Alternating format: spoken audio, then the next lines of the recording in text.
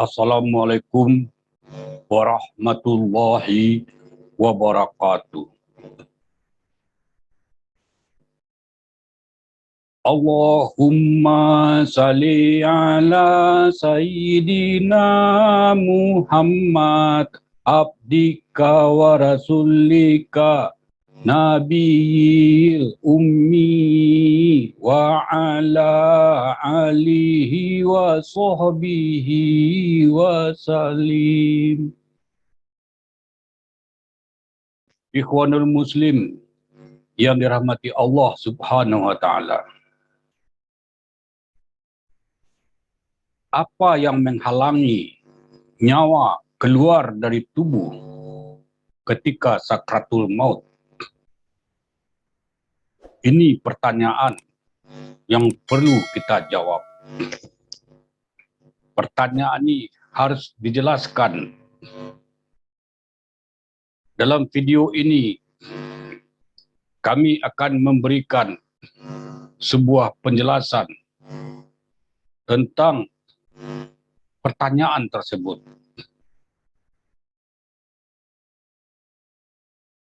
Orang akan mengatakan penyebab nyawa itu terhambat keluar dari tubuhnya ketika sakratul maut.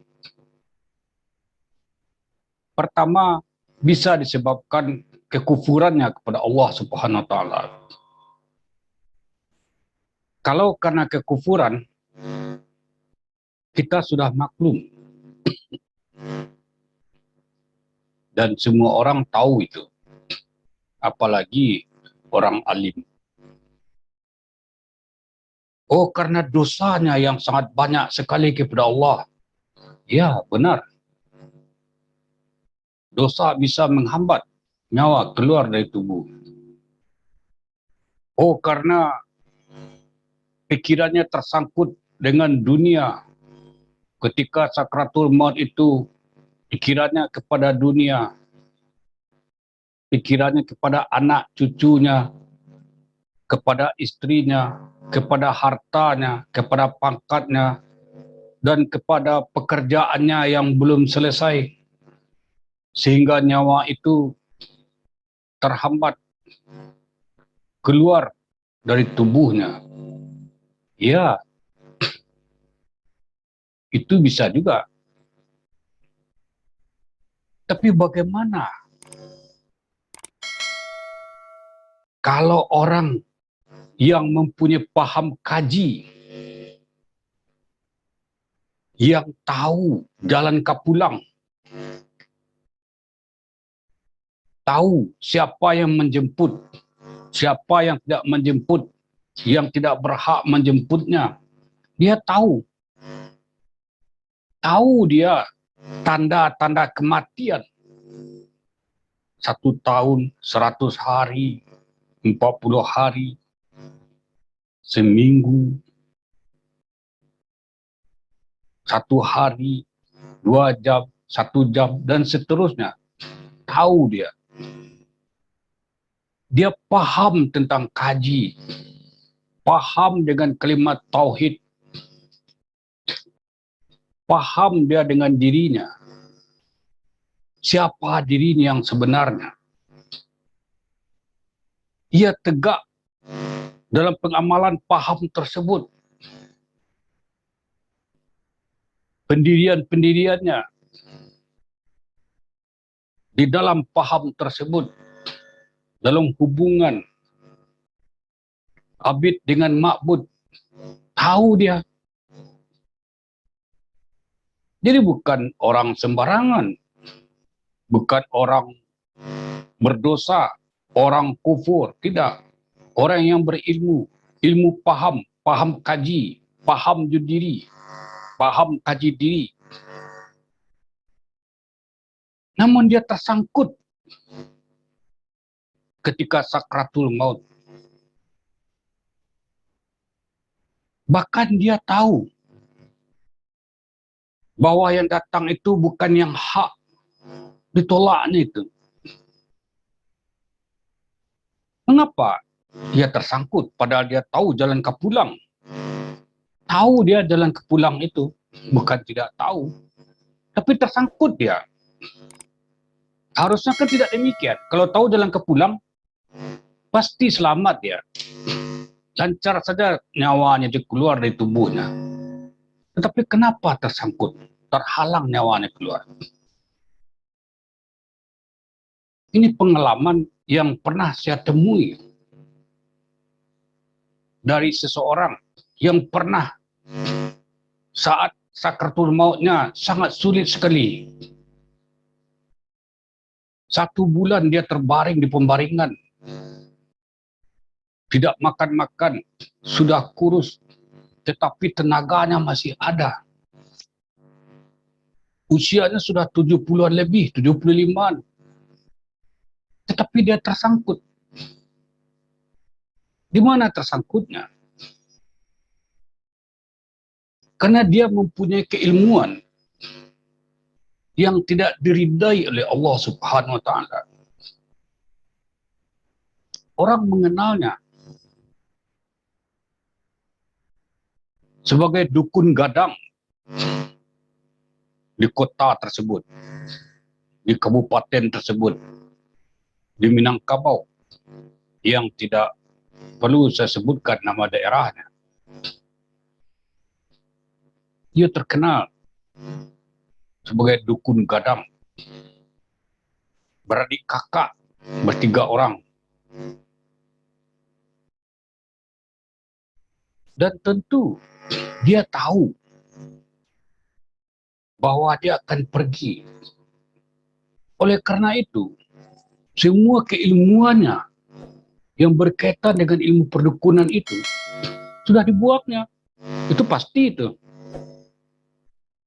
Dia tahu cara membuang ilmunya. Dan tentu ada orang-orang kawan-kawannya yang seilmu dengan dia yang ikut juga membantu membuang keilmuannya itu. Dan memang keilmuan itu sudah habis. Jadi pada ketika anaknya yang perempuan datang kepada saya minta tolong membantu orang tuanya itu, saya tanyakan, apa masalahnya? Ayah sulit pergi. Sudah 1 bulan terbaring, tetapi tetap mempunyai tenaga. Tidak makan, tidak minum. Dan dia selalu mengatakan, ujar anak perempuannya itu kepada saya, bukan kamu yang menjemput saya. Pergi kamu, pergi kamu. Bukan kamu yang menjemput saya. Ini kaji orang paham. Kaji orang paham, tahu dia siapa yang datang secara hak, siapa yang datang secara batil, itu kajinya. Dan dia bertemu dalam keadaan sakratul maut itu. Tahu dia. Tapi tidak bisa lepas nyawanya itu. Kenapa? Dan kemudian anaknya mengatakan semua keilmuan ayah sudah dibuang. Tidak ada lagi.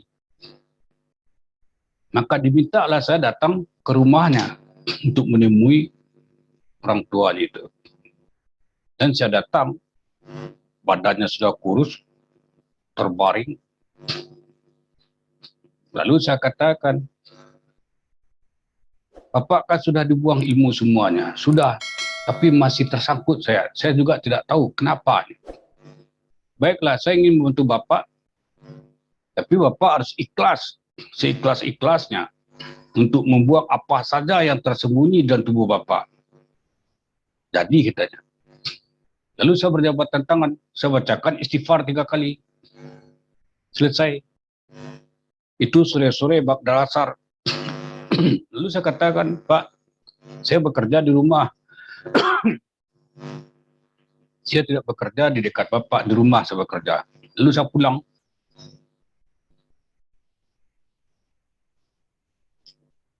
Saya periksa di rumah. Seluruh tubuhnya, tubuh insannya, tentu tubuh di sini maksudnya adalah wilayah dalam, bukan tubuh fisik. Tubuh fisik fine-fine saja kan. ini wilayah dalam, ternyata memang bersih. Tidak ada simbol-simbol gaib yang menghalanginya. Dan tidak ada pula makhluk-makhluk gaib yang menyertainya. Bersih, kosong. Cuman ada faktor X yang masih ada di dalam tubuh insan, di dalam tubuh gaib si Bapak itu. Banyak faktor-faktor X yang terdapat di tubuh gaibnya si Bapak itu. Yang dia tidak tahu itu. Dan orang yang bersihkan, yang membuang-buang ilmu orang, tidak tahu itu. Yang dia tahu simbol-simbol sudah terbuang ketika kita lihat dengan tembus pandang. Ketika kita lihat dengan tembus pandang, kita tidak ada lagi melihat makhluk gaib di dalam tubuhnya. Yang menyerupai apa saja misalnya. Tidak ada juga di belakangnya yang menempel. Semuanya bersih. Tapi ada satu faktor X yang tidak bisa saya sebutkan di sini apa. Yang menghalangnya. Yang menghalang keluar nyawa dari dalam tubuhnya. Faktor X ini. Dan faktor X inilah yang saya bersihkan. Saya zikirkan. Sampai sebersih-bersihnya. Alhamdulillah. Teori mengenai faktor X itu terbukti kemudian bahwa itu yang menghalangi si Bapak itu nyawanya lepas dari tubuhnya adalah ketika jam 9:30 pagi anak perempuannya itu menelpon saya. Pak, Alhamdulillah. Ini kalimat pertamanya. Alhamdulillah, ujarnya. Ayah telah berpulang ke rahmatullah. Kaget saya. Kenapa kamu mengatakan Alhamdulillah? Ayah kamu wafat. Lalu dikatakannya. Ayah berpulang dalam keadaan baik. Tersenyum katanya. Masya Allah. Dan Bagda Lohor, saya datang ke situ dan dia sudah dimakamkan. Lohor kira-kira sekitar jam 3-an. Ceritalah dia itu anak itu. Dan anak-anaknya dari Jakarta datang, dari kerabatnya semuanya kumpul. Dan orang tahu anak-anak itu semua, anak laki-lakinya, anak perempuannya dari rantau datang. Yang mengatakan saya yang menzikirkan bapaknya. Ya kadang-kadang orang ini kan lain. Tidak ada ungkapan rasa syukur dan terima kasih. Ketika anak perempuannya bicara kepada saudara-saudaranya semua bahwa saya yang menzikirkan Bapak. Ya Alhamdulillah dia cuek-cuek aja antara iya dan tidak. Kayak mendengar cerita apa gitu. Tidak ada rasa ungkapan terima kasih atau apa. Ya begitulah orang itu. Padahal ini masalah nyawa. Masalah kehidupan yang akan datang. Masalah kehidupan di akhirat. Tidak dianggap sebagai sesuatu yang wah. Jadi begitulah orang. Yang berharga itu adalah yang apa yang kita lihat di dunia ini. Sementara apa yang kita lakukan berhubungan dengan sakratul mautnya bukan sebagai sesuatu yang luar biasa bagi pandangan mereka. Yaitulah. Dan singkat cerita, dikatakanlah, ayah pergi dalam keadaan husnul khotimah. Alhamdulillah rabbil alamin. Ikhwanul muslim yang dirahmati Allah Subhanahu wa taala.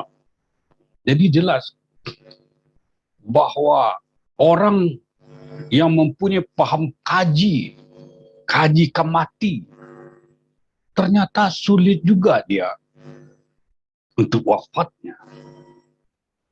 Sulit juga dia menjalankan sakratul mautnya, walaupun dia tahu Siapa yang berhak, siapa yang batil datang untuk menjemputnya. Dia tahu dia. Apa yang menyangkutnya? Ya keilmuannya itu. Keilmuannya, kanuragaannya itu. Dia orang sakti. Dukun gadang. Mempunyai pasien jauh sampai ke Singapura, Malaysia, Brunei, macam-macam lah. Pokoknya go internasional. Dan dia tahu juga ilmunya mana yang hak, mana yang batil, tahu juga. Dia orang tahu, bukan orang bodoh, orang tahu dia. Tahu dia ilmu itu hak, ilmu itu batil, yang batil dibuangnya. Tapi ada yang dia tidak mampu membuangnya. Jadi kita berilmu itu bukan mudah asal berilmu saja. Asal kita menjadi orang keramat saja. Asal menjadi orang sakti saja. Lalu kita tuntut ilmu dari sumber-sumber yang sembarang aja. Walaupun kita tahu nanti akan kita buang, tapi ada kita yang lupa, ada sesuatu hal yang tidak bisa dibuang. Kecuali bagi orang yang tahu tentang sesuatu itu. Itulah hikmahnya, saudara-saudara, ikhwanul muslim yang dirahmati Allah Subhanahu wa taala. Persoalan sakratul maut itu bukan persoalan yang main-main. Sangat serius. Apalagi ketika orang tidak mempunyai paham tentang sakratul maut. Itu lebih rumit lagi. Apalagi dia tidak mempunyai amalan zikrullah. Itu lebih berbahaya lagi. Kalau dia hanya memandang cukup amal ibadah yang disyariatkan saja. Tanpa ia mendawamkan zikrullah sehingga menyukma ke dalam dirinya. Wabila tauhid wa hidayah. Assalamualaikum warahmatullahi wabarakatuh.